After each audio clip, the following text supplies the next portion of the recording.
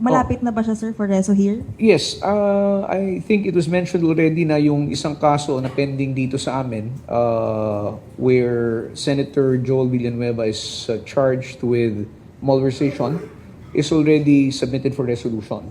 That is as far as the case which is here in the Department of Justice.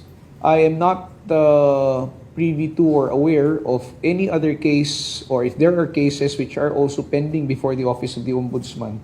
No? Kasi hindi namin alam kung ang reference is made with respect to those cases, pero ang kaya lang namin sagutin is yung kaso na nandito sa amin.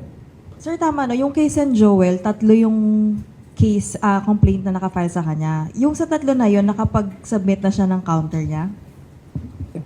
Yeah, to clarify, ma'am, as I mentioned earlier, as of February 2, 2026, yung 6 na kaso involving Wawa or Top Notch, 3 of which kasama na si Senator Joel Villanueva have been submitted for resolution.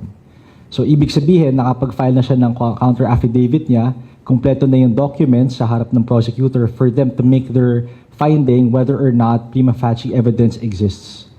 So, as to when exactly, again, we're working with the timeline.